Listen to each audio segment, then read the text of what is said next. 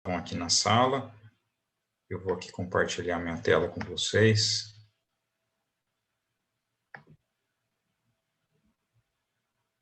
Para a gente poder... Vocês estão visualizando a minha tela? Sim. Sim, ok. Bom, pessoal, eu trouxe esse tema para a gente poder conversar na manhã de hoje. Achei que fosse um tema bastante pertinente perante o momento que a gente está vivendo, né? Esse é um tema que a gente já havia elaborado há algum tempo, mas pensando na situação que nós estamos vivendo aí, né, da pandemia, uma humanidade que se encontra bastante adoecida, acho que é um tema que a gente precisa revisitá-lo e poder refletir sobre ele. Então, o tema central é o Evangelho e Saúde, com a ideia da gente poder fazer uma reflexão, uma análise aqui sobre o Evangelho segundo o Espiritismo, que com certeza, né, dentro das obras básicas, as obras de Kardec, é a obra mais lida, né, dos livros que Kardec nos deixou, e ele realmente tem um conteúdo singular, né? Um conteúdo que é extremamente importante para todos nós e que tem muita relação com a questão da nossa saúde, como a gente vai ver mais adiante. Então, a ideia é que a gente faça essa reflexão. E por falar em saúde, né, a primeira questão que a gente precisa tomar consciência é o que nós consideramos como saúde, né? Habitualmente, quando a gente fala na questão de saúde, a gente pensa muito na saúde do corpo físico. A gente imagina que o fato assim, olha, se eu não tiver nenhuma doença, é porque eu estou saudável, né? Então, não faço nenhum tratamento, né? Não tenho nenhum diagnóstico de uma doença, é porque eu estou saudável. E esse é um conceito bastante restrito da saúde, né? A própria Organização Mundial da Saúde, atualmente, já considera um conceito bem mais amplo, né? Considerando que a saúde é um bem-estar físico, emocional, social, quer dizer, não é só a falta de doenças, mas é que a gente tem um equilíbrio, né? Da saúde física, da saúde mental, da saúde social, ou seja, a gente estar numa comunidade ou numa sociedade em que as pessoas são saudáveis, em que as pessoas não passam por problemas maiores. Então, isso tudo já é, hoje, considerado um conceito de saúde bastante amplo. Mas a doutrina espírita, ela vem de uma maneira bastante clara nos ensinar que a saúde, ela também vai além, porque ela envolve um fator espiritual bastante importante. Aliás, o fator espiritual, ele é o principal, ele é o primordial quando a gente pensa na questão da saúde. A saúde do corpo, a saúde mental, a saúde social, a saúde do planeta como um todo, vamos dizer assim, incluindo aí a natureza, né, incluindo o ecossistema que a gente vive, né, o cuidado com o meio ambiente, elas são todas muito importantes para nós, mas o centro de tudo, né, é a questão espiritual, é a saúde do espírito. E aí vejam só, o espírito de Joseph Gleber, né, no livro O Homem Sadio, né, um livro que foi psicografado aí pelo Roberto Lúcio, ele traz o seguinte conceito, né, que a saúde é a real conexão da criatura com o Criador. Vejam bem, real conexão da criatura com o Criador, ou seja, é a gente estar integralmente conectado a Deus. Ou seja, é como se ele dissesse assim para nós, olha, nós só alcançaremos a nossa plena saúde quando nós realmente conseguirmos estabelecer essa conexão, que nós alcançamos quando? Quando nós nos tornamos espíritos puros. Então, a saúde é como se ela fosse um sinônimo da felicidade plena, né, da pureza espiritual. Quer dizer, esse estado é o estado em que a gente pode gozar de plena saúde. E Emmanuel, veja bem, lá no livro Consolador, ele fala para a gente, olha, a saúde é a perfeita harmonia da alma. Então, vem todo de encontro a esses conceitos, indicando para nós que a saúde é algo que parte do espírito, parte da alma, parte da nossa intimidade, né? E que todo o restante, né, a saúde, como eu falei, a saúde física, mental, social, né, a saúde do planeta, tudo isso são as manifestações dessa saúde que está vindo lá da alma. E por isso que a gente considera, né, como nós estamos num planeta que ainda é um planeta de provas e expiações, ou seja, um planeta em que ainda exige que nós tenhamos que passar por muitas dificuldades, como essa que nós estamos vivendo com a pandemia, porque ainda nós temos que aprender bastante, ainda nós temos que purificar a nossa alma, trabalhar os sentimentos que nós temos dentro de nós. Esse é o grande motivo pelo qual a gente também acaba vivenciando muitas dificuldades na nossa saúde, né? Tanto na saúde do corpo, quanto na saúde mental, quanto na saúde social, quanto no mau cuidado que nós, como humanidade terrena, damos ao meio ambiente. Então, isso tudo demonstra esse estado que nós estamos vivendo. Vejam só, André Luiz fala para nós lá no Evolução em Dois Mundos, né, que, de modo geral, né, a etiologia, ou seja, a origem das doenças que afligem o nosso corpo, né, que dilaceram o nosso corpo, guardam no corpo espiritual as suas causas profundas, ou seja, guardam no perispírito. Por quê?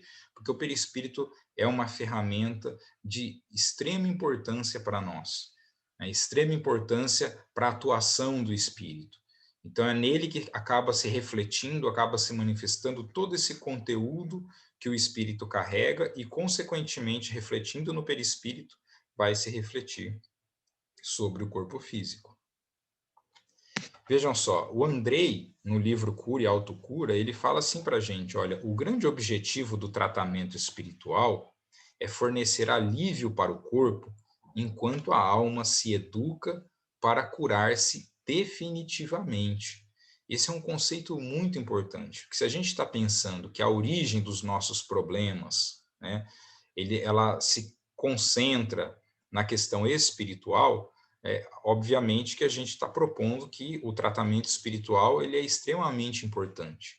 Mas vejam bem, a ideia do tratamento espiritual é fornecer alívio para o corpo, enquanto a alma se educa, porque a educação da alma é o centro dos nossos objetivos da nossa existência, não só da existência terrena, mas da existência como seres espirituais, né? É a educar a alma, educar os nossos sentimentos, é transformar o que tem dentro de nós em virtudes, como nós vamos ver logo adiante. A doutrina espírita, dessa forma, ela oferece para nós toda uma terapia, toda uma opção que nós temos, né, de nos conduzir para uma melhoria em relação a essa questão. E é muito importante que nós estamos colocando aqui, né, que a questão espiritual ela é central na saúde, mas a terapia que a doutrina espírita nos oferece, nós denominamos ela como uma terapia complementar, ou seja, ela não vem substituir nenhum outro tipo de terapia, ela vem auxiliar, ou seja, se eu tenho, né, em relação à questão da saúde física, por exemplo, em relação à questão da saúde mental, se eu tenho uma doença, um diagnóstico, eu preciso realizar um tratamento médico daquilo que a medicina terrena pode me oferecer, independente de qual a linha de tratamento que a medicina terrena esteja propondo. Mas se eu tenho uma doença, se eu porto uma doença, é extremamente importante que eu busque o auxílio da medicina terrena. E a doutrina espírita vai nos dar o quê? Ela vai nos dar aquilo que vai além, aquilo que vai tentar buscar lá nas suas causas, nas suas profundezas da alma, né, os motivos pelos quais nós estamos adoecendo e tentar trabalhar essas questões. Então, a gente chama a terapia espírita de terapia complementar, ela não é alternativa, ou seja, ela não substitui aquilo que a medicina terrena vem trazer. Isso é muito importante. Um conceito que, inclusive, a gente tem que ter muito, né, na casa espírita, porque às vezes a pessoa busca a casa espírita à procura de tratamento por ser portadora de alguma doença que está trazendo grande problema para a vida dela, e muitas vezes a gente vê um conceito errôneo das pessoas acharem que, por exemplo, então abandone o tratamento médico, né, e faça só o tratamento espiritual. A gente tem que ter muito cuidado com isso, né? O próprio Kardec, ele dizia, né, lá no Livro dos Médiuns, que era muito difícil, por exemplo, identificar o limite entre uma doença orgânica e um processo obsessivo. E dizia que muitas vezes, né, há a coexistência dos dois fenômenos, porque o processo obsessivo, principalmente quando acontece durante um período longo, ele leva o indivíduo a um adoecimento físico. Você vai encontrar subsídios orgânicos, né, no corpo físico daquele indivíduo de adoecimento, mediante aquele processo obsessivo que ele vem sofrendo ao longo, por exemplo, de muitos anos. Isso a gente encontra, né, está bem descrito na literatura espírita, o próprio Kardec já nos trazia essa informação. Então, muitas vezes é difícil a gente diferenciar. Então, a gente nunca deve afastar o indivíduo da sua terapia terrena, da terapia médica que ele já acompanha, ou que ele segue. A gente, como espíritas, né, e como trabalhadores da casa espírita, a gente tem que oferecer essa terapia que ela vai ser complementar, ou seja, ela vai auxiliar a medicina terrena, porque ela vai ter a capacidade de atingir ou de buscar outras dimensões de ação sobre o indivíduo. E como a gente já comentou, né, o corpo físico doente, ele necessita de tratamento médico, ou seja, não dá para a gente ignorar isso e falar que a gente só precisa do tratamento espiritual. Então, é sempre uma união de forças para que a gente possa alcançar esse tratamento. E a doutrina espírita, ela oferece uma série de recursos para nós, que a gente sempre comenta bastante, né? Então, a prece é um recurso bastante importante, a água fluidificada, o passe magnético. Se o indivíduo está, por exemplo, passando por um processo obsessivo, e ele ser submetido a um tratamento de desobsessão vai ser bastante importante. A própria ação voluntária já é uma ação que hoje, inclusive, a gente sabe que tem benefícios muito grandes para o indivíduo, né? Que é trabalhar no bem, você praticar o bem, fazer o bem para as pessoas, mas a gente sempre destaca aquilo que é o mais importante. Todos esses itens aqui, ó, do 1 ao 5, eles são muito importantes para nós. São ferramentas que a gente precisa para poder alcançar o nosso objetivo maior, que é o sexto, aqui, ó, que é a educação da alma, né, o que a gente chama de reforma íntima. Esse é o objetivo da nossa existência. Me lembro até de uma história que eu gosto muito de comentar, né, de contar ela. Certa vez, o Chico Xavier, uma pessoa do qual nenhum de nós questiona a envergadura moral que o Chico tinha, né? Uma vez o Chico, após realizar os seus trabalhos lá de assistência que ele fazia, com todo o grupo de trabalho dele, eles se sentaram para descansar um pouco, para fazer uma prece, e o Chico soltou o seguinte comentário. Ele disse assim: nossa, eu estou preocupado com o que vai acontecer comigo, ou o que vai ser de mim depois que eu desencarnar. Todo mundo ficou muito assustado com isso, porque pensou, puxa vida, né? Se o Chico está preocupado, nós então estamos todos perdidos, porque ele com essa envergadura moral toda, né, está preocupado com o que vai ser dele na hora que chegar do lado de lá, a gente então, né, estamos tudo condenado ao sofrimento. Mas aí questionaram o Chico, né? Poxa, Chico, mas por que você está se preocupando com isso? Né? A sua vida toda é dedicada, né, a auxiliar o próximo, né? Você participa de todas essas obras assistenciais, né? Você trabalha no centro incansavelmente, psicografa livros que ajudam as pessoas, psicografa cartas de pessoas desencarnadas, de familiares desencarnados, para ajudar as suas famílias que estão aqui, para trazer consolo, conforto a esses corações aflitos. E foram pontuando tudo aquilo que o Chico fazia, né? E aí o Chico parou, né? Depois que o pessoal terminou de falar, ele fez o seguinte comentário. Eu falei, olha, eu concordo com vocês que eu faço tudo isso, mas tudo isso que eu faço, quer dizer, praticar o bem, né? Fazer todo esse trabalho mediúnico que é de grande importância, eles são ferramentas, né? O objetivo da nossa existência é a gente poder sair dela melhor do que quando a gente chegou aqui. A gente precisa se educar a nossa alma. Esse é o objetivo central. Esse trabalho é a ferramenta. Serve para quê? Serve para que a gente desperte, né, a nossa alma para essa sensibilidade, para estes sentimentos que a gente precisa desenvolver, mas se a gente não fizer isso dentro de nós, na nossa intimidade, né, esse trabalho, a gente vai ter um mérito muito grande, mas ele não terá servido, né, para a nossa educação. A gente precisa converter o bem que a gente faz, as ações do bem que são praticadas, em sentimentos melhores dentro de nós. Então, só para a gente ilustrar a importância, né, da educação da alma. E André Luiz, no livro Evolução em Dois Mundos, ele faz uma síntese para nós muito interessante, né, lembrando que a verdadeira saúde, né, foi nos ensinada por Jesus. Jesus, né, nos anos que pôde estar aqui conosco, encarnado aqui entre nós, ele nos trouxe, né, através dos seus ensinamentos, conceitos extremamente importantes para que a gente pudesse construir a nossa saúde integral. Porque se a saúde parte do espírito, né, só é possível ter saúde se alimentarmos em nós determinados sentimentos, determinadas virtudes que permitem a gente verdadeiramente gozar dessa saúde plena.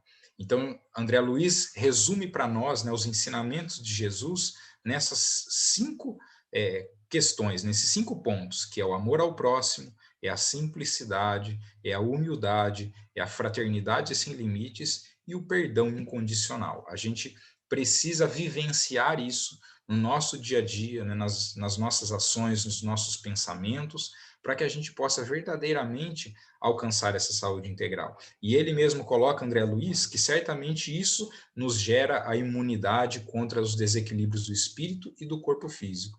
Nós que estamos numa época aí de pandemia, né, querendo todos a vacina para poder combater o novo coronavírus, a gente sabe que não basta apenas, né, o recurso humano. A vacina é extremamente útil, é um recurso fundamental para que todos nós possamos alcançar uma imunidade física, mas também precisa do esforço nosso, íntimo de cada um, de procurar se melhorar, de procurar desenvolver esses sentimentos em nós, para que esta imunidade não seja apenas restrita ao corpo físico, mas que ela se expanda a uma imunidade para o espírito.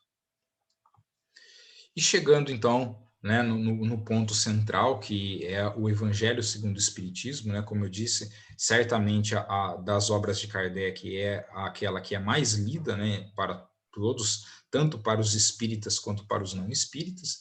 É o nosso livro de cabeceira, né, que certamente nos traz um ensinamento muito grande e que nós encaramos o Evangelho segundo o Espiritismo como um grande roteiro para que a gente possa seguir, para que a gente alcance a saúde integral.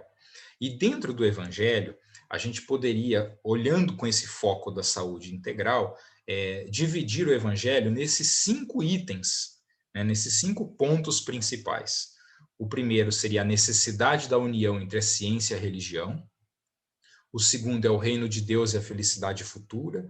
O terceiro, a origem dos problemas humanos. O quarto, as virtudes necessárias para a saúde integral. E o quinto são os recursos para que se possa alcançar tais virtudes.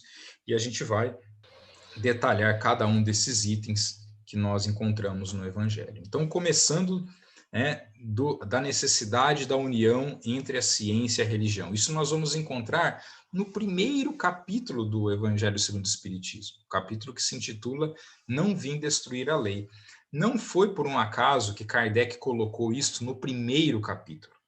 A gente vivia, né, na época de Kardec, uma questão que ainda existe hoje, né, ela ainda está muito presente nos dias de hoje, e que era a seguinte: a gente passou, né, a humanidade, durante muitos séculos, durante milênios, né, tendo a religião como o grande esteio da sociedade, o grande esteio, né, das relações, o grande esteio das condutas, né, da maneira de se encarar a vida. Mas a religião, que teve a sua importância, né, nós não estamos aqui denegrindo a religião, mas apenas fazendo uma análise de como isso funcionou, ela teve uma importância muito grande, mas ela não conseguiu, sozinha, né, transformar verdadeiramente a humanidade. Assim, ela não conseguiu promover isso de uma maneira ampla. Nós tivemos, obviamente, pessoas que foram evoluindo, que foram aprendendo, que foram, né, alcançando novos patamares, mas, de modo geral, a religião não conseguiu alcançar esse objetivo. Por quê? Porque a religião acabava sempre trabalhando muito com a questão da imposição das ideias, então as ideias, os indivíduos eram obrigados a acreditar naquilo, quer dizer, eu tinha que acreditar por acreditar, né? Não havia uma reflexão, não havia um sentido, ou uma construção lógica para que a gente pudesse trabalhar aquelas informações. A religião sempre trabalhou muito com a questão de reprimir sentimentos. Então, aquilo que é negativo dentro de nós, a religião falava, olha, você não pode agir dessa forma, você não pode agir daquela outra forma. Ou seja, os sentimentos eles eram reprimidos e não eram trabalhados. Então, eles ficaram guardados dentro de nós e, em algum momento, isso precisava eclodir. Então, a religião trabalhou muito com a questão da fé cega, ou seja, eu tenho que acreditar por acreditar. E isso não nos auxilia, né, no processo de aprendizado e de evolução. Aí, depois veio a ciência, que inicialmente surge junto com a religião, mas depois elas se separam e de uma maneira bastante antagônica, né? A ciência, por todas as perseguições do passado, se colocou numa posição extremamente contrária à religião e hostil à religião, e a ciência, que então assume um comportamento materialista, também não foi capaz de resolver os problemas humanos, né? Ela valorizou muito a vida material, mas trouxe grandes consequências, né? A fuga de relacionamentos, o aumento do abuso de substâncias psicoativas, aumento da criminalidade, da violência, por todos os valores materiais que ela começou a estimular. Então a gente percebeu assim, olha, a religião do jeito tradicional não dava certo, a ciência materialista também não funcionava. E aí vem a doutrina espírita. Foi justamente nesse momento em que Kardec codifica a doutrina espírita que a humanidade se encontrava nessa grande dicotomia, né, entre a ciência e a religião. E aí o Kardec vem falar assim para a gente, olha, só tem um jeito da gente resolver os problemas da humanidade. Nós precisamos unir a ciência com a religião. Se essa união não acontecer, a gente vai ficar brigando, se degladiando, vivendo problemas, porque a humanidade precisa caminhar de uma maneira mais integrada, mais unida. Então, ele vem trazer isso no primeiro capítulo do Evangelho. Por quê? Porque só é possível a gente entender o Evangelho, entender os ensinamentos de Jesus, né, de uma maneira lógica, de uma maneira racional, se a gente utilizar da ciência como base para sustentar essas ideias. Então, isso é a base para que a gente possa construir esses valores que Jesus veio nos ensinar. Então, o Kardec coloca, né, que a união da ciência e da religião é necessário para a construção da fé inabalável, né, tanto que lá no Evangelho, né, nós vamos encontrar aquela frase, né, fé inabalável é aquela que pode encarar a razão face a face em qualquer época da humanidade. Quer dizer, Kardec trabalhava muito com essa questão, porque ele entendia a grande importância de se unir a ciência com a religião. E esse foi um dos pontos revolucionários da doutrina espírita. A doutrina espírita veio justamente no sentido de unir essas duas grandes vertentes que a humanidade tinha como meio de entender a vida, de lidar com os problemas, mas que isoladamente não conseguiam resolver essas situações. Então, a doutrina espírita vem com essa missão de juntar esses conceitos num corpo único de doutrina para que a gente possa verdadeiramente vivenciar esses ensinamentos. E aí trouxe aqui um trecho da Gênese, né, que Kardec nos traz, bastante conhecido, em que ele diz: o espiritismo e a ciência se completam reciprocamente. A ciência sem o espiritismo se acha na impossibilidade de explicar certos fenômenos só pelas leis da matéria. Ao espiritismo, sem a ciência, faltariam apoio e comprovação, mostrando a grande importância da gente unir ciência e religião. O segundo ponto é o reino de Deus e a felicidade futura, que nós encontramos no capítulo 2. Vocês vão ver que o evangelho, né, a sequência que existe no evangelho, ela é uma construção de um pensamento. Então começa no capítulo 1 dizendo que a gente precisa unir ciência com religião. Capítulo 2, meu reino não é deste mundo.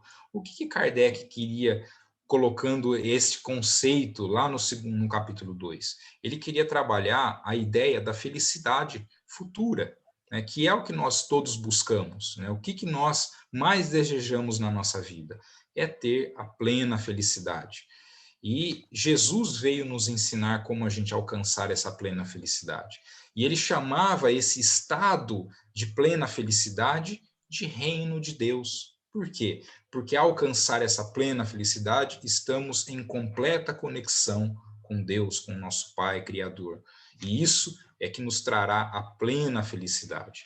E Jesus nos ensinava também que esta felicidade, ela não é possível na vida presente. Por quê? Porque nós estamos ainda no mundo de provas e expiações. Aqui nós passaremos por uma série de vicissitudes, de problemas, de dificuldades, mas na vida futura nós podemos alcançar isso. Então a gente tem que objetivar uma meta que está lá na frente, que é essa completa felicidade. Pode ser que por agora a gente tenha que enfrentar problemas, enfrentar situações difíceis, mas a gente não pode perder essa meta, porque é isso que nos dá a fé e a esperança de que nós alcançaremos essa plena felicidade. Depois, no capítulo 3, ele começa a trabalhar a origem dos problemas humanos. Então, durante alguns capítulos, Kardec vai falar sobre os problemas humanos. Por que nós vivemos problemas? Que, obviamente, são as condições que nos infelicitam, né? Que nos entristecem ao longo da nossa existência. Por que a gente tem que passar por isso? Então, o primeiro capítulo que ele aborda isso é o capítulo 3. Há muitas moradas na casa de meu pai, querendo justamente nos dizer o quê? Olha, nós estamos, veja só, se vocês olharem nessa figura aqui, ó, ela está representando aquilo que Kardec coloca lá no Evangelho segundo o Espiritismo, mostrando que existem basicamente, isso é uma classificação simplificada que Kardec faz, 5 tipos de mundos, 5 tipos de planetas em relação à questão evolutiva, e que nós ocupamos um planeta de provas e expiações, que seria a segunda posição, né, do mais atrasado para o mais adiantado. Então a gente ainda está no comecinho da nossa jornada, né, no começo da nossa caminhada evolutiva em relação à questão espiritual. Então, por que Kardec queria nos apontar isso? Para falar assim, olha, nós estamos num ambiente, né, e numa condição que muitas dificuldades acontecerão. E essas dificuldades não representam castigos para nós, elas representam oportunidades que Deus nos oferece para que a gente possa se melhorar, para que a gente possa vencer aqueles sentimentos negativos, aquelas emoções inferiores que nós carregamos dentro de nós e as transformemos em sentimentos positivos, né, em virtudes das quais são necessárias para a nossa educação e para a nossa felicidade. Aí no capítulo 4, continuando a origem dos problemas humanos, ele traz o seguinte capítulo, ó, ninguém poderá ver o reino de Deus se não nascer de novo, falando sobre a reencarnação como uma lei biológica. Se a gente não entender a reencarnação, fica muito difícil a gente entender esse processo da evolução e a gente entender os nossos problemas, né? Porque se a gente encarar a vida apenas como esta, muitos dos nossos problemas não terão uma explicação, não terão uma ideia lógica para eles acontecerem.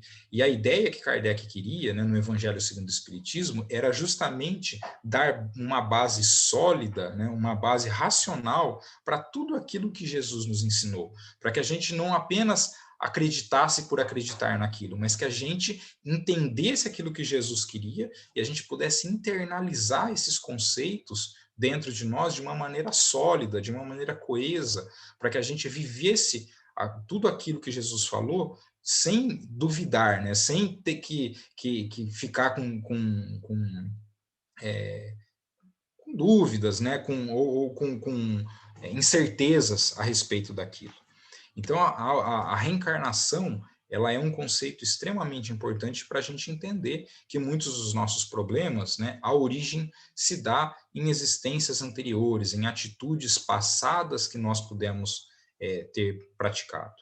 E aí Kardec coloca, né, lá no Evangelho segundo o Espiritismo, só ela, ou seja, só a reencarnação, pode dizer ao homem de onde ele vem, para onde ele vai, por que está na Terra, e justificar todas as anomalias e todas as aparentes injustiças que a vida apresenta. Depois, no capítulo 5, ele vai falar sobre bem-aventurados os aflitos, aqui de uma maneira direta nos colocando assim, olha, por que nós sofremos? Então, por que nós enfrentamos tantos problemas? E aqui, um conceito, né, muito importante que nós já acabamos de falar, né, de que nenhum dos problemas vividos por nós representam castigos. Né? Eles todos acontecem por um fenômeno chamado lei de causa e efeito, que serve para quê? Não serve para nos punir, serve para nos dar equilíbrio. É um processo de educação, é uma lei extremamente educativa que Deus criou no universo e que rege as nossas vidas, rege o mundo físico, rege o mundo espiritual, de maneira que toda vez que a gente pratica uma ação, alguma reação, algum efeito, isso vai ser gerado. Se a ação é boa, a reação também vai ser boa. Se a ação é ruim, essa reação também será ruim, e são nessas que nós, obviamente, encontraremos os nossos problemas. De maneira que todo problema que surge na nossa existência é sempre uma oportunidade para nós nos refazermos, para nós aprendermos algo de novo, para nós buscarmos uma melhoria. E isso, quando a gente olha para a questão da saúde, é evidente que está acontecendo. Toda vez que a gente se depara com um problema de saúde, a gente tem que entender, olha, este problema veio não é por um acaso, ele veio porque há um sentido dele existir. Pode ser que esse sentido eu encontre uma causa nesta existência, por exemplo, por atitudes erradas que eu cometi, ou atitudes, não vou dizer erradas, mas inadvertidas ou equivocadas, que a gente pode ter tomado ao longo da existência, e que podem ter culminado naquela doença. Então, por exemplo, olha, eu sou uma pessoa que sempre, por exemplo, gostei de comer bastante, nunca me preocupei com a alimentação, tinha uma alimentação mais desregrada, e aí, por exemplo, acabei ganhando muito peso, desenvolvendo um diabetes, citando uma situação bastante comum. Né? Esse diabetes veio por um acaso? Não, não veio por um acaso. Quer dizer, tem uma causa bem objetiva aí, né, que você vai falar assim, mas a causa direta é vamos dizer assim, o fato de eu ter ganhado peso e desenvolver o diabetes? Sim, a alimentação, né, desregrada levou a isso. Mas por que eu tenho uma alimentação desregrada? Quer dizer, a causa, ela continua estando lá na alma, no espírito, quer dizer, tem um sentido daquele meu comportamento que leva a essa doença. Então, essa é uma causa que nós chamamos de uma causa atual, né? A gente consegue identificar fácil onde está a origem do problema. Mas podem ser, por exemplo, que eu tenha determinados problemas de saúde que não tem uma causa conhecida ou uma causa direta identificada aqui. E que pode se representar o quê? Resgates que eu estou trazendo do passado. Olha, eu tive atitudes infelizes em outras existências e agora eu preciso vivenciar, e lembrando que, em geral, isso é uma escolha nossa mesmo, quer dizer, nós ninguém impõe aquela doença, isso é um processo natural, né? A nossa própria mente gera as próprias cobranças e permite com que a gente experimente certas doenças como uma maneira de resgate, de forma que a gente possa desenvolver outras percepções, outras sensibilidades.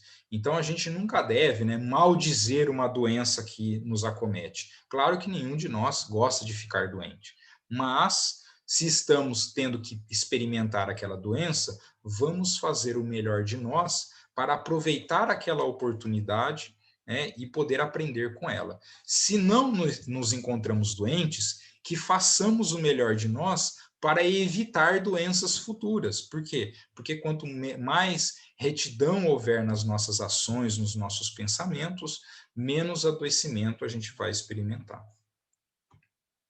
E Kardec já falava para nós lá no Evangelho, no Livro dos Espíritos, né, na questão 785. Qual é o maior obstáculo ao progresso da humanidade?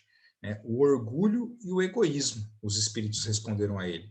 Refiro-me ao progresso moral, né, porquanto o intelectual se efetua sempre. A gente sabe que a humanidade intelectualmente avançou demais, mas moralmente a gente ainda precisa caminhar bastante. A gente ainda porta muito o orgulho e o egoísmo dentro de nós, e a gente precisa trabalhar com isso. E certamente eles representam a origem desses nossos problemas. Porque as nossas ações, os nossos comportamentos, eles estão pautados muito ainda no nosso orgulho e no nosso egoísmo. E aí, no capítulo 6º, né, que é o Cristo o Consolador, a gente tem um momento em que Kardec, ele quer justamente juntando isso, quer dizer, olha, já falou que a união da ciência com a religião era extremamente importante, né? Já mostrou para nós qual que é o nosso objetivo maior, que é a felicidade futura, já trouxe para nós a origem dos nossos problemas, e aí ele vem falar assim, tá, e agora, como é que eu resolvo isso? E aí ele vem falar do Cristo Consolador, o papel consolador de Jesus, que dizia para nós, né, que é suave meu jugo e leve o meu fardo. Veja, Jesus mostrava para nós, né, que um caminho que a gente precisava seguir, e que se a gente seguisse esse caminho, com certeza as nossas dores seriam muito menores, os nossos sofrimentos seriam muito menores, quanto mais a gente conseguir internalizar esses conhecimentos e essas virtudes que eles nos traz. E nesse capítulo 6º, Kardec também vai falar sobre a questão do Consolador prometido, que a espiritualidade apresenta a ele, né, a doutrina espírita, né, como o Consolador prometido. Por quê? Por que a doutrina espírita teria esse privilégio de ser o Consolador prometido? Simplesmente porque a doutrina espírita vem resgatar as mensagens de Jesus. Essa era a ideia.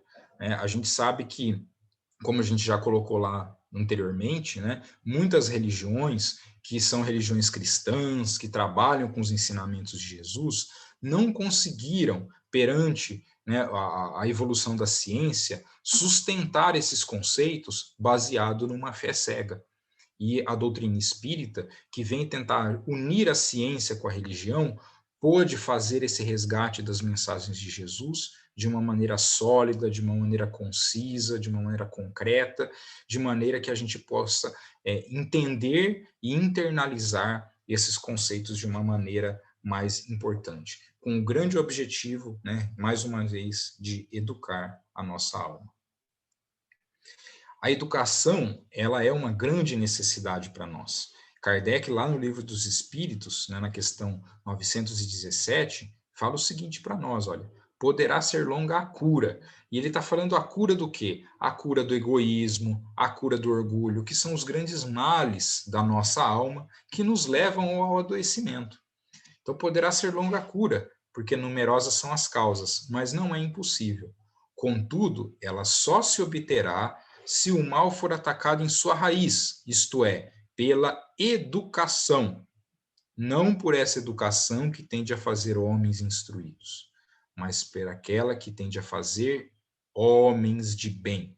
Ou seja, a gente educar os sentimentos. Esse é o grande foco, o grande objetivo da doutrina. E aí a gente entra no Evangelho dentro das virtudes que são necessárias para que a gente possa alcançar a nossa felicidade futura e alcançar a nossa saúde plena, a nossa saúde verdadeira. Então, no capítulo 7, Bem-aventurados os pobres de espírito, é onde Kardec vai falar a questão da humildade, como a humildade ela é importante. E ela é a primeira virtude que a gente precisa começar a desenvolver. Por isso que ela foi colocada em primeiro de todas as virtudes.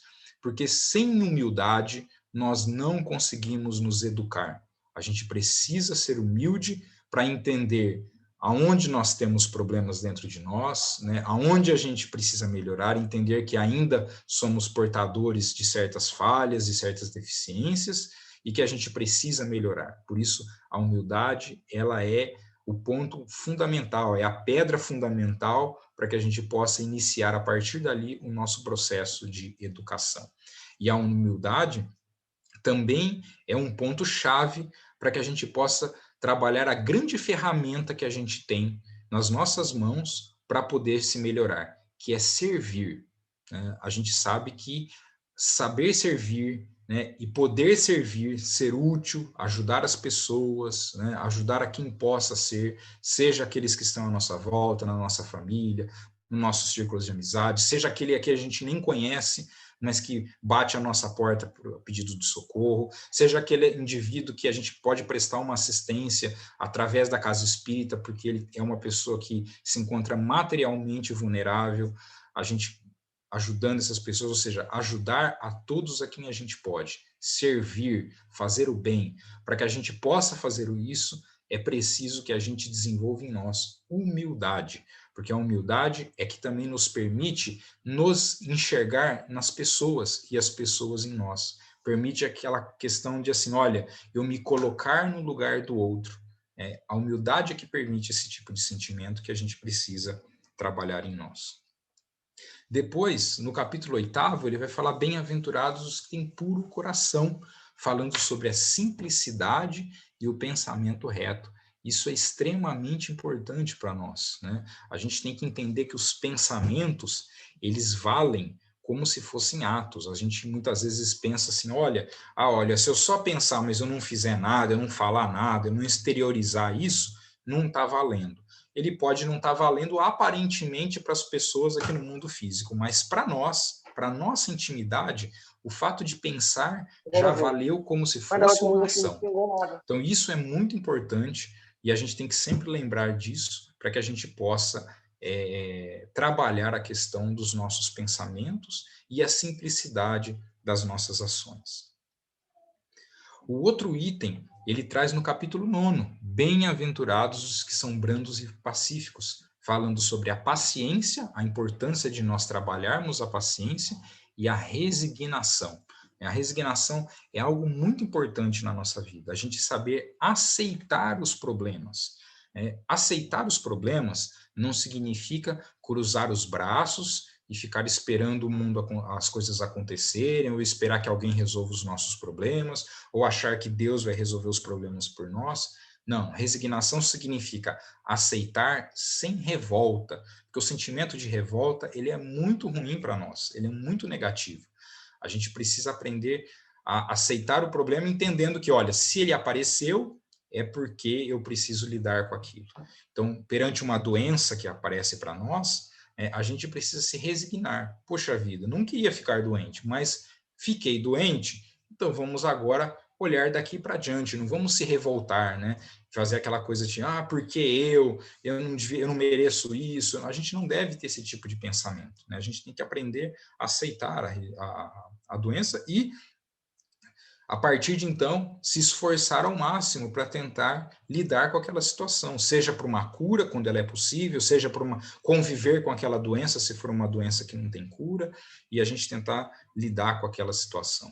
A gente sabe que a resignação, né, que também tem esse conceito de resiliência, né, que é o fato da gente aceitar um problema e se esforçar em buscar alternativas de solução, de melhoria em relação àquilo, tem sido um motivo de estudos de uma maneira bastante importante por parte da área da saúde. Eu trouxe aqui, né, só para vocês terem uma ideia, olha, que a gente está, né, em média, a gente tem em torno de 1.700 pesquisas publicadas todos os anos, né, estudando o quê? A relação entre ser resiliente, ser resignado e ter saúde.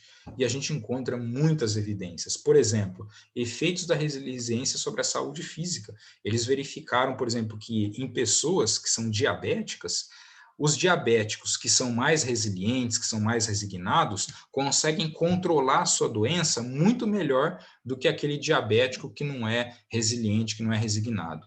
E sendo que, aqui no caso, todos os indivíduos que participaram dessas pesquisas, eles faziam o tratamento médico corretamente. Então, o que diferenciava eles não era o tratamento médico, todo mundo tinha o mesmo tratamento. mas um grupo era resiliente, né, resignado, e o outro grupo não era. Então, mostra como isso impacta sobre a nossa saúde. Se a gente pegar, por exemplo, foi visto que as pessoas resilientes, elas têm muito menos chance de desenvolver depressão, comparado com as pessoas que não são resilientes. Então, isso mostra o impacto que esse tipo de sentimento, esse tipo de virtude tem nas nossas vidas e tem sobre a nossa saúde. Aí no capítulo 10º, ele vai falar sobre bem-aventurados os misericordiosos, né? Falando sobre a indulgência e o perdão, outras duas grandes virtudes que a gente precisa aprender a desenvolver. Aprender a olhar para o próximo sem julgamento e aprender a perdoar aqueles que nos causam mal, aqueles que nos ofendem. O perdão, ele também tem sido um grande motivo de pesquisa hoje, porque já foi visto que aquelas pessoas que perdoam são pessoas que têm muito mais saúde. Olhem só esses estudos aqui, ó. Eles viram que pessoas, por exemplo, que têm doença arterial coronária, ou seja, aquelas pessoas que têm as suas veias, né, suas artérias do coração obstruídas lá por placa de colesterol, mas que são predispostas a perdoar, são pessoas que têm maior capacidade de perdoar, eles infartam menos do que aquelas pessoas do que não perdoam. Que as pessoas que têm raivas, né, reações de raiva mais intensas, desenvolvem mais diabetes. Que as pessoas, né, que têm raiva, sentem muito mais raiva, têm muito mais dificuldade de perdoar, desenvolvem mais insuficiência cardíaca, que é uma doença em que o coração vai tendo dificuldade de trabalhar. Então, isso demonstra, isso são várias pesquisas que têm sido feitas e que têm se demonstrado o quanto que esses sentimentos são importantes nas nossas vidas. Se a gente pegar, por exemplo, né, em relação à saúde mental, a gente vai encontrar nesse grande estudo que foi feito, que as pessoas que perdoavam menos tinham muito mais depressão, muito mais ansiedade, né, elas acabavam desenvolvendo muito mais hostilidade, eram mais agressivas essas pessoas, e comparando com as pessoas que perdoavam, que tinham uma saúde mental muito melhor. Então, isso só para demonstrar para vocês o quanto que esses sentimentos são importantes para nós e que a própria ciência vem cada vez mais embasando aquilo tudo que Jesus nos ensinou, mostrando o quanto que a gente precisa vivenciar essas virtudes, esses sentimentos em nossos corações. E aí, nos 3 capítulos seguintes, né, que é o capítulo 11º, 12º e 13º, Kardec vai trazer para nós o amor incondicional que Jesus nos ensinou. Então, no capítulo 11º, amar ao próximo como a si mesmo. No 12º, amai os vossos inimigos. E no 13º, não saiba a vossa mão esquerda o que dê a vossa mão direita. Ensinando para nós o centro dos ensinamentos de Jesus, né, que recaem sobre o amor incondicional. Fazer aos outros o que gostaria que os outros nos fizessem, né? Sempre que alguém nos retribuir com o mal, a gente devolver o bem para essa pessoa, né? Quebrar aquele ciclo vicioso, né? E poder sempre disseminar o amor. Isso, né? Esse comportamento, né? De a gente espalhar o amor, vivenciar o amor, era aquilo que mais Jesus enfatizava para nós como a grande ferramenta, né? A grande virtude que a gente tem que trabalhar em nossos corações. E aí, Kardec vai trazer em vários capítulos do Evangelho segundo o Espiritismo alguns recursos, ferramentas, o que a gente faz para que a gente desenvolva essas virtudes, a humildade, a simplicidade, a indulgência, o perdão, o amor incondicional, como que a gente vai trabalhar esses sentimentos todos dentro de nós. Então, eu pontuo aqui o capítulo A Fé Transporta Montanhas, né? É o capítulo 19, em que Kardec fala muito sobre a fé raciocinada. Né? Lembro que eu já até comentei essa frase com vocês aqui, ó, fé inabalável, só é a que pode encarar frente a frente a razão em todas as épocas da humanidade. O que Kardec chamava de fé raciocinada? Kardec falava o seguinte para a gente, que nós, ao longo da nossa vida, a gente vai receber muitas informações, né? Seja o conhecimento que vem da ciência, seja o conhecimento que vem da religião, o próprio conhecimento que vem da doutrina espírita. O que a gente faz com tudo isso? A gente nunca deve aceitar uma informação ou um conhecimento que chega assim de pronto. Tudo tem que ser analisado, tudo tem que ser passado por uma lógica, por um raciocínio, um pensamento. Essa análise crítica que a gente faz sobre tudo aquilo de informação que a gente recebe, ela é importante para quê? Para que a gente possa internalizar aquela informação de uma maneira mais segura. Porque se a gente aceita simplesmente por aceitar, porque fulano disse que é assim, né? Mas será que é mesmo? Vamos procurar, vamos dar uma lida, vamos estudar um pouco sobre esse assunto, vamos ver se realmente a pessoa falou tem sentido. Por quê? Porque a gente pode receber, obviamente, informações que são indevidas, que são inadequadas, e que não vai nos preencher verdadeiramente naquilo que a gente precisa. Então, ele falava que a construção de uma fé raciocinada, ela vem perante essas informações, né? A essa análise crítica, que é o nosso raciocínio, e a tomada de decisão, ou seja, o nosso livre-arbítrio. A gente tem que ter o livre-arbítrio para aceitar ou não. Esse conjunto de ação é o que Kardec chamava de autonomia moral, ou seja, ele falava assim para a gente, olha, a gente tem que ter autonomia, né, cada um de nós, para poder analisar as informações, né, analisar os fatos, e poder tomar as decisões que são adequadas, obviamente, mediante as nossas necessidades íntimas, mediante aquilo que a gente precisa para nós.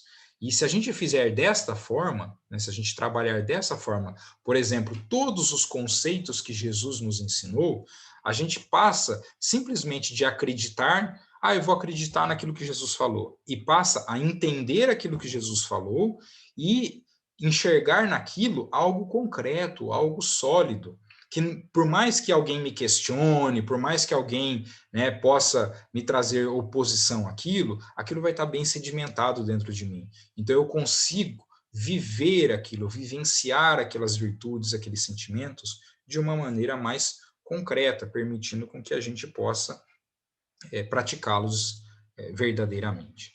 Outro recurso essencial para nós é a prece, que está lá no capítulo Pedi e Obtereis.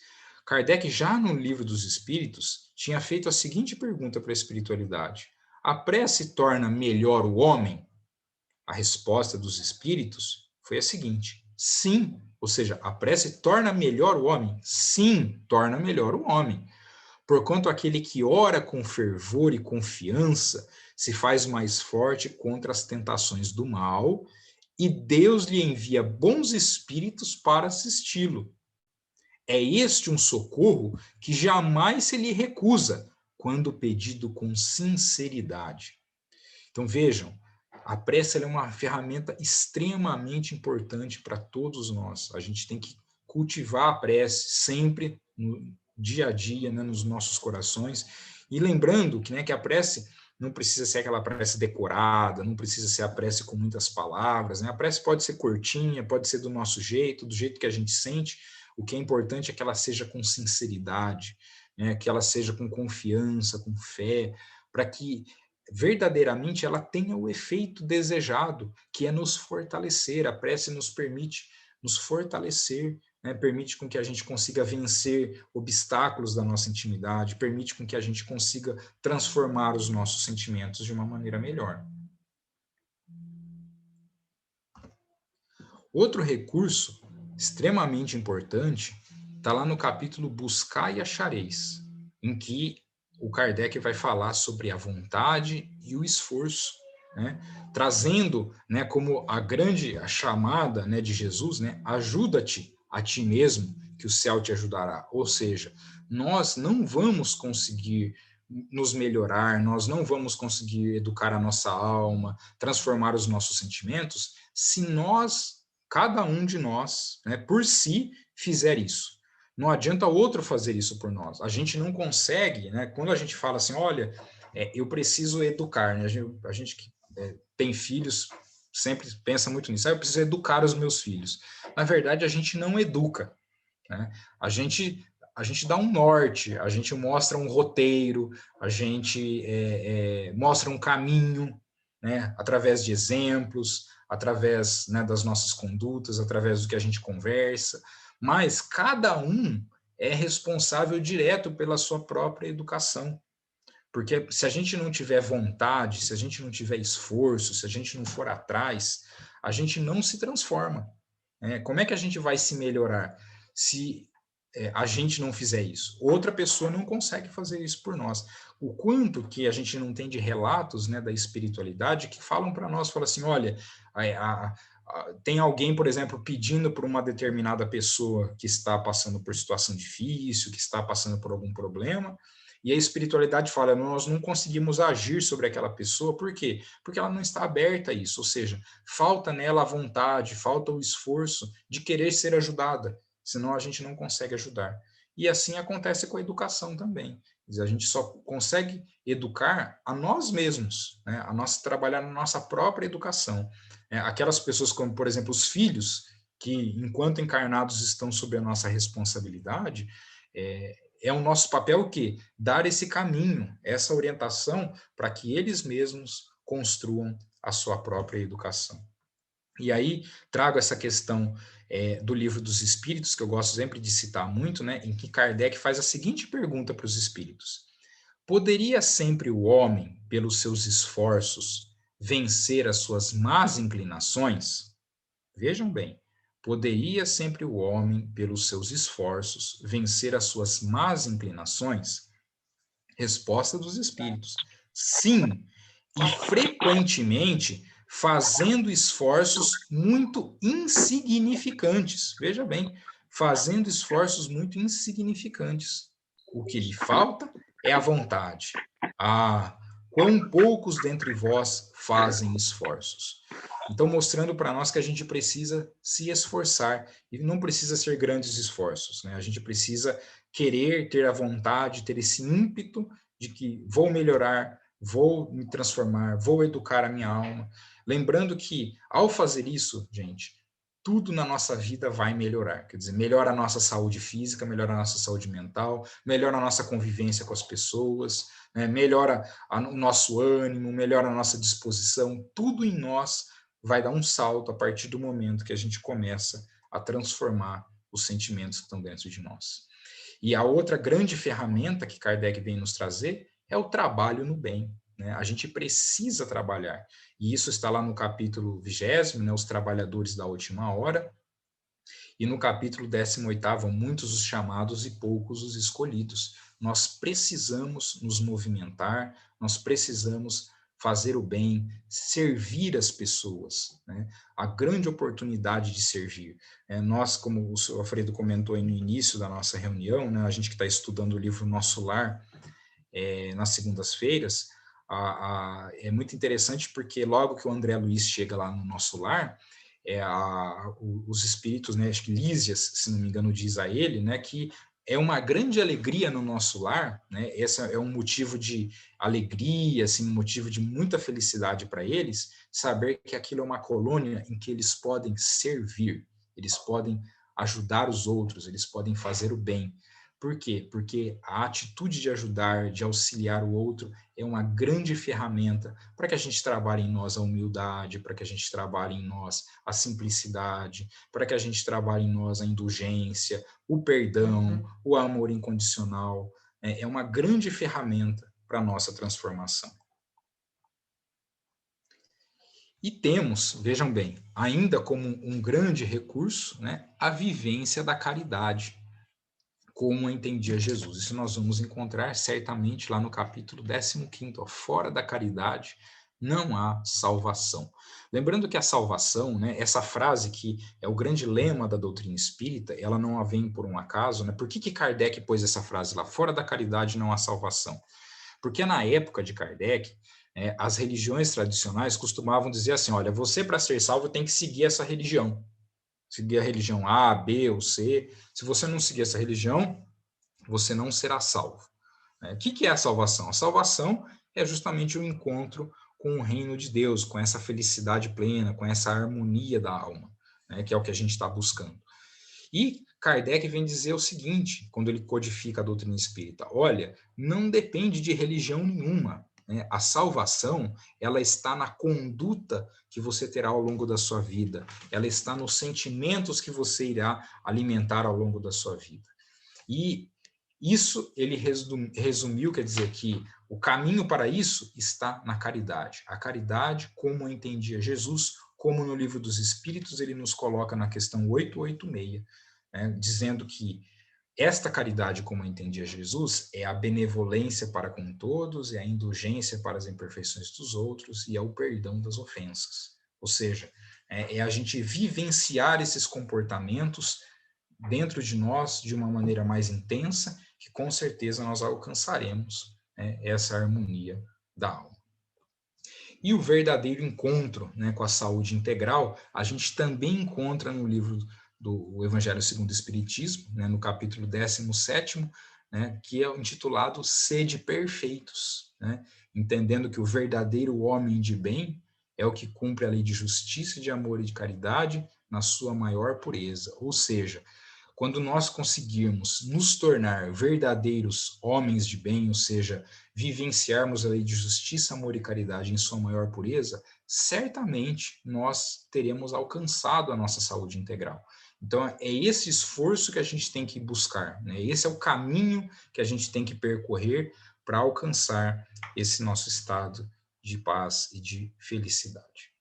E, para terminar, gente, gostaria só de trazer aqui uma mensagem de Maria Dolores, né, que ela foi psicografada pelo Chico. Eu particularmente gosto demais da Maria Dolores, até porque eu sou um fã de poesia.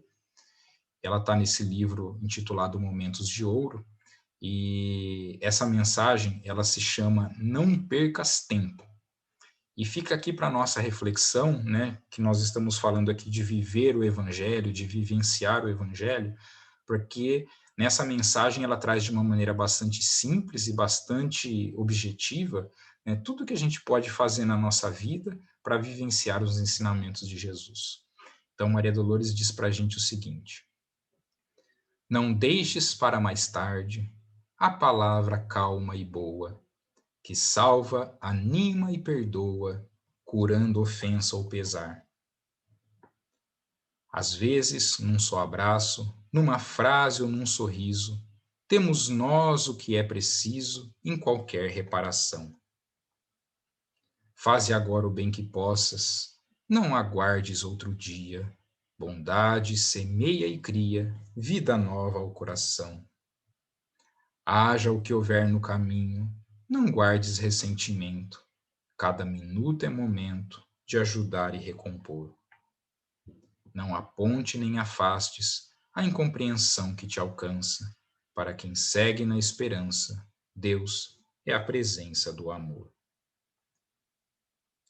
Era isso, pessoal, que eu gostaria de passar para vocês. Agradeço a atenção de todos, a paciência.